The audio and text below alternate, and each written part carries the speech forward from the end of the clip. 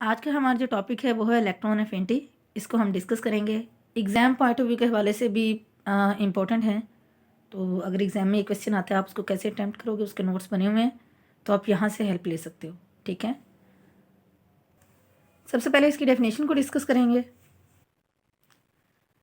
कहते हैं the amount of energy release when an electron is added in the outermost shell of an isolated gaseous atom. ठीक है, अगर आप last वाला लेक्चर देखें जिसमें हमने आयोनाइजेशन एनर्जी को डिस्कस किया था, ये समझ लिया कि जो इलेक्ट्रॉन एफिनिटी है ना वो उसके उल्ट है। ठीक है, आयोनाइजेशन एनर्जी क्या थी कि जब आउटर मोस्ट शेल से लूजली बॉन्ड जो इलेक्ट्रॉन था वो अगर रिमूव करना था तो उस टाइम पे जो जितनी अमाउंट ऑफ एनर्जी रिक्वायर्ड होती है उसको हम कहते हैं कि वो आयोनाइजेशन एनर्जी है। इस तरह से जो आइसोलेटेड एटम एलिमेंट होता है उसको जो है वो उसके आयंस में कन्वर्ट कर देती है। ठीक है, अब जो इलेक्ट्रॉन एफिनिटी है सेम ये भी वही चीज़ है, लेकिन फिनोमेना थोड़ा सा उल्टा है। वो कैसे कि इसके अंदर क्या होता है कि एक आइसोलेटेड जो एटम है उसके अंदर कोई इलेक्ट्रॉन जब ऐड अप करवाना है उसके लिए जो अमाउंट ऑफ एनर्जी जितनी रिलीज होगी। ठीक है, देखें होता क्या है, फिनोमेना क्या है कि जब कोई इलेक्ट्रॉन एटम इससे रिमूव होगा तो क्या है कि एनर्जी उसको एनर्जी देनी पड़ेगी। ठीक है, लेकिन जब कोई जो है वो इलेक्ट्रॉन एटम के अंदर ऐड अप करवाना है तो उसके नतीजे में क्या होगा कि एनर्जी जो है वो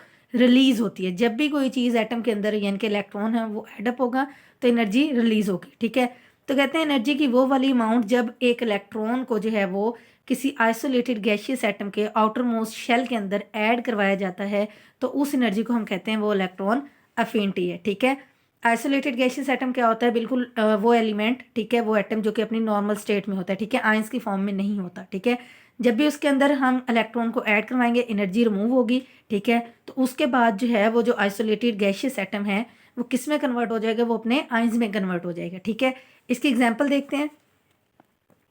एग्जाम्पल में जी देखें आयरन, इसकी जो है वो फ्लोरीन की एग्जाम्पल है हमारे पास। ठीक है, फ्लोरीन नॉर्मल एलिमेंट है। ठीक है, साथ में उसके प्लस ई नेगेटिव लिखा हुआ है। ठीक है, इट मीन्स कि ये एक इलेक्ट्रॉन है। ठीक है, इलेक्ट्रॉन को जो है वो सिंबलाइज करता है। तो कहते हैं जी जब वन इलेक्ट्रॉन फ्लोरीन के अंदर ऐड करवाया जाता है तो इक्वेशन क्या बनती है, फ्लोरीन नेगेटिव, एरो साइन के बाद जो है फ्लोरीन नेगेटिव का साइन उसके ऊपर मौजूद है। ठीक है, और डेल्टा एच जो कि टोटल अमाउंट ऑफ एनर्जी है जो रिलीज हुई है वो कितनी है, -328 किलो जूल पर मोल। ठीक है, जब एक इलेक्ट्रॉन को फ्लोरीन के अंदर ऐड करवाया गया है तो इतनी एनर्जी जो है वो रिमूव हुई है। ठीक है, रिलीज हुई है। तो इस चीज़ को कहते हैं, इस फिनोमेना को कहते हैं कि ये फिनोमेना जो है वो इलेक्ट्रॉन एफिनिटी कहलाता है। ठीक है, अब इलेक्ट्रॉन एफिनिटी का मीनिंग क्या है। ठीक है, तो सबसे पहले यही कि कोई भी टॉपिक है उसका जो नेम होता है, ठीक है, उसके अंदर उसका मीनिंग अगर आपको समझ में आता है तो देन आपको फिनोमेना भी जो है वो कुछ ना कुछ उसका आइडिया हो जाता है। ठीक है, इलेक्ट्रॉन अफिनिटी का मीनिंग क्या है, कहते हैं अफिनिटी मीन्स अट्रैक्शन। ठीक है, इलेक्ट्रॉन का तो पता है कि वो एक पार्टिकल है। ठीक है, सब एटॉमिक पार्टिकल है। अफिनिटी क्या है, अफिनिटी का मतलब होता है अट्रैक्शन। तो इसका पूरा होल मीनिंग क्या बनेगा, electron affinity means tendency of an atom to accept an electron to form an anion.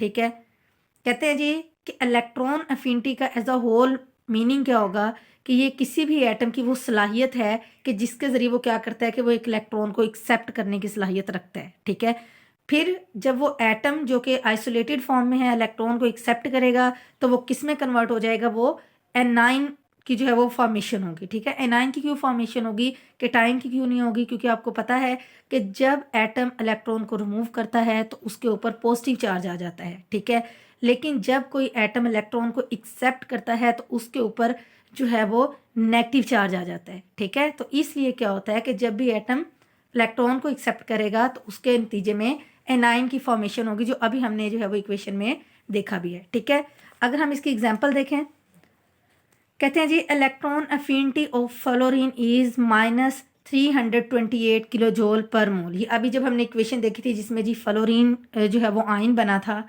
ठीक है, एनाइन हम उसको कह देंगे। ठीक है, तो ये सारा उसके अबाउट है कि वो क्या है, वो जो एनर्जी रिमूव हुई थी वो जो फ्लोरीन है उसकी इलेक्ट्रॉन अफिनिटी की वैल्यू है। ठीक है, अगर इसको अंडरस्टैंड करें तो कहते हैं जी कि जो 1 मोल ऑफ फ्लोरीन होता है वो रिलीज करता है 328 kilo joule per mole of energy to form 1 mole of fluoride ions. यानी कि 1 मोल अगर फ्लोरीन को लोगे आप, ठीक है, तो क्या है कि उसको अपने 1 मोल फ्लोराइड आइंस में कन्वर्ट होने के लिए वो कितनी एनर्जी को जो है वो रिलीज करता है, वो 328 किलो जूल पर मोल, -328 किलो जूल पर मोल एनर्जी जो है वो रिलीज़ करता है। पीरियड में अगर हम इसका ट्रेंड देखें, क्योंकि ये हमारी जो है पीरियोडिसिटी है, ठीक है, पीरियोडिक टेबल के अंदर जो प्रॉपर्टीज़ हैं उनकी पीरियोडिसिटी है, तो ये जो इलेक्ट्रॉन अफिनिटी की प्रॉपर्टी है इसका क्या ट्रेंड है।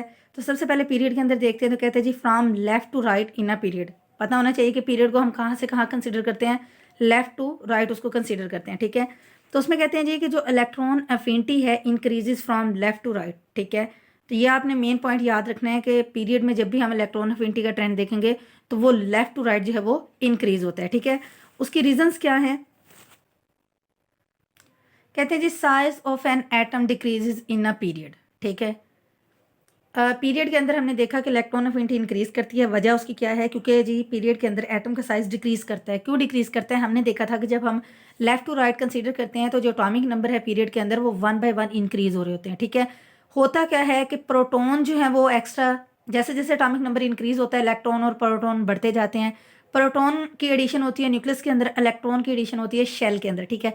तो प्रोटॉन और इलेक्ट्रॉन तो बढ़ते हैं लेकिन नंबर ऑफ शेल्स नहीं बढ़ते। अगर नंबर ऑफ शेल्स नहीं बढ़ेंगे इट मीन्स के एटम का साइज भी नहीं बढ़ेगा, ठीक है। जितने नंबर ऑफ शेल्स बढ़ते जाएंगे वैसे वैसे उतना ही एटम का साइज भी बढ़ता जाएगा, ठीक है। तो पीरियड के अंदर क्या होता है कि 1 बाय 1 जो है वो एटॉमिक नंबर इंक्रीज हो रहा होता है। तो इसी तरह से क्या होता है कि इलेक्ट्रॉन एक ही शेल के अंदर जो है वो अरेंज होते जाते हैं, ठीक है। तो इस वजह से क्या होता है कि जो ज़्यादा नंबर ऑफ प्रोटॉन जो है वो जैसे जैसे न्यूक्लियस में इंक्रीज होंगे तो न्यूक्लियस की फोर्स ऑफ अट्रैक्शन बढ़ेगी इलेक्ट्रॉन्स के लिए, ठीक है। तो वो क्या करेगा, वो ज़्यादा स्ट्रांगली जो है वो शेल्स को अपनी तरफ जो है वो अट्रैक्ट करेगा, जिससे क्या होगा कि वो अंदर की तरफ जो है वो अट्रैक्ट होंगे शेल्स, तो एटम का साइज जो है वो डिक्रीज हो जाएगा, ठीक है।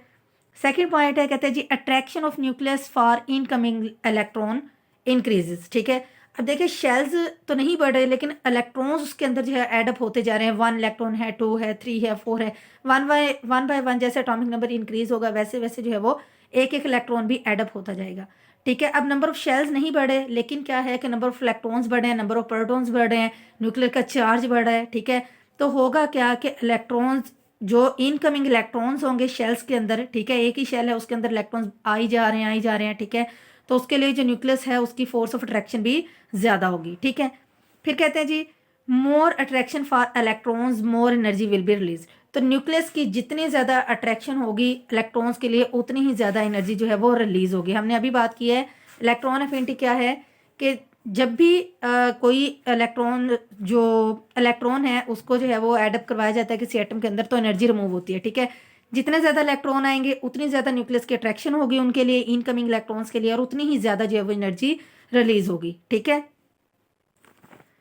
इसके एग्जाम्पल की बात करें तो एग्जाम्पल है जी कि values of electron affinity in second period. Second period के एलिमेंट जो है वो लिखे हुए हैं, ठीक है। और नीचे जो है वो उनके इलेक्ट्रॉन अफिनिटी की किलो जूल पर मोल यूनिट के हिसाब से जो है वो उनकी एनर्जी बताई हुई है जितनी रिलीज होती है, ठीक है। और साथ में बताया हुआ जी कि electron affinity increasing in a period. तो क्यों इंक्रीज होती है वो भी हमने देख लिया कि एटम का साइज नहीं बढ़ता, इस वजह से क्या होता है, वो सारे रीज़न अभी हमने जो है वो स्टडी किया, ठीक है। एक चीज़ के अगर आप देखें एटॉमिक नंबर को देखें तो 1 बाय 1 पीरियड के अंदर इंक्रीज होता है, ठीक है। आप मतलब लेक्चर्स उठा के देखें पीछे जो हमने डिस्कस किए हैं, ठीक है। तो आपको वहाँ पे सारा इनका क्लियर हो जाएगा कि पीरियड में क्या सीन होता है, ग्रुप वाइज जो एटॉमिक नंबर होते हैं उनका क्या सीन होता है, ठीक है। तो लिथियम का एटॉमिक नंबर 3 है, फिर बेरिलियम है, फिर बोरोन है, फिर कार्बन है, नाइट्रोजन है। तो इस तरह 3, 4, 5, 6, 7, 8, 9, 10 तक जो है वो इसी तरह से एटॉमिक नंबर 1 बाय 1 इंक्रीज हो रहा है, ठीक है। अब हमने पीरियड के अंदर हमने इलेक्ट्रॉन अफिनिटी के ट्रेंड को डिस्कस किया है, ठीक है। अब हम ग्रुप के अंदर इसका ट्रेंड देखेंगे, ठीक है। ग्रुप को कहाँ से कहाँ हम कंसिडर करते हैं, टॉप टू बॉटम कंसिडर करते हैं पीरियोडिक टेबल के अंदर, ठीक है। कहते हैं from top to bottom in a group होता क्या है, electron affinity values decreases. Period में इंक्रीज हो रही थी लेकिन ग्रुप के अंदर डिक्रीज होती हैं। ऐसा होता क्यों है, इसकी रीज़न अगर हम देखें तो कहते हैं जी कि ग्रुप में क्या है कि इलेक्ट्रॉन अफिनिटी की वैल्यूज डिक्रीज करती हैं। टॉप टू बॉटम अगर हम जाएं तो वजह क्या है कि size of an atom increases from top to bottom, ठीक है। कि सबसे पहले क्या है जी कि ग्रुप के अंदर जो है वो टॉप टू बॉटम बॉटम जो है वो एटम का साइज इंक्रीज करता है। क्यों इंक्रीज करता है, क्योंकि नंबर ऑफ शेल्स जो है वो इंक्रीज करते हैं, इस वजह से जी साइज भी इंक्रीज करता है, ठीक है। सेकंड रीजन क्या है कि शील्डिंग इफेक्ट आल्सो इंक्रीज। अब शील्डिंग इफेक्ट भी इंक्रीज करता है। वो क्यों करता है, क्योंकि देखें जो आउटर मोस्ट शेल है और जो न्यूक्लियस है इसके दरमियान में जो है वो और शेल जो है वो ऐड होते जाते हैं, नंबर ऑफ इलेक्ट्रॉन ज़्यादा होते हैं। तो इसलिए क्या करते हैं वो जो सेंटर वाले इलेक्ट्रॉन्स होते हैं वो न्यूक्लियस के अट्रैक्शन जो होती है लास्ट शेल के इलेक्ट्रॉन्स के लिए, आफ्टर मोस्ट शेल में जो इलेक्ट्रॉन्स पड़े होते हैं उनके लिए न्यूक्लियस की जो अट्रैक्शन होती है उसको कम कर देते हैं। तो इस वजह से क्या कहते हैं जी कि जो शील्डिंग इफेक्ट होता है वो भी इंक्रीज करता है ग्रुप वाइज। ठीक है, थर्ड रीजन क्या है जी कि it results in poor attraction for the incoming electron. तो जब न्यूक्लियस की अट्रैक्शन जो है वो कम हो जाएगी, साइज बढ़ जाएगा, नंबर ऑफ शेल इंक्रीज हो जाएंगे। ठीक है, तो फिर जो न्यूक्लियस की अट्रैक्शन है वो भी इनकमिंग इलेक्ट्रॉन्स के लिए कम होगी। ठीक है, और इस तरह से क्या होगा कि less energy is release out. तो अट्रैक्शन जब कम होगी इनकमिंग इलेक्ट्रॉन्स के लिए तो इस तरह से जो एनर्जी जो है वो भी कम जो है वो रिलीज होगी। ठीक है, अगर हम इसकी एग्जांपल देखें, कहते हैं जी size of iodine atom is bigger than chlorine, iodine electron affinity is less than chlorine. ठीक है, अगर ग्रुप में देखें, ग्रुप नंबर 17 जो है उसके अंदर अगर हम देखें तो आयोडीन का साइज जो है वो क्लोरीन के एटम से जो है वो बड़ा होता है। ठीक है, इस वजह से क्या होता है कि जो आयोडीन्स की इलेक्ट्रॉन एफिनिटी है वो भी क्या होगी, क्लोरीन से कम होगी। ठीक है, क्योंकि ग्रुप वाइज हमने देखा है कि इलेक्ट्रॉन एफिनिटी जो है वो डिक्रीज होती है। ये ग्रुप नंबर 17 है, उसके एलिमेंट्स लिखे हुए टॉप टू बॉटम, हम इनको जो है वो स्टडी करते हैं। ठीक है, साथ में इलेक्ट्रॉन एफिनिटी की किलो जूल पर मोल जो है वो उसके यूनिट में उसकी वैल्यूज लिखी हुई हैं। तो लिखा भी हुआ है साथ में कि electron affinity decreases in a group कैसे डिक्रीज करती हैं कि आप फ्लोरीन की देखें, क्लोरीन की देखें, ब्रोमीन की देखें और आयोडीन की देखें। तो आयोडीन का एटॉमिक नंबर ज़्यादा है क्लोरीन के एटॉमिक नंबर से। ठीक है, इसका साइज भी बड़ा होगा क्लोरीन से। ठीक है, तो इसलिए क्या है कि जब ग्रुप में इलेक्ट्रॉन एफिनिटी डिक्रीज करती है तो इसलिए आयोडीन का क्योंकि साइज बड़ा है तो इसकी इलेक्ट्रॉन एफिनिटी जो है वो कम होगी देन द क्लोरीन। ठीक है, अगर कुछ भी आपको समझ में नहीं आता तो वो आप कमेंट्स में पूछ सकते हो।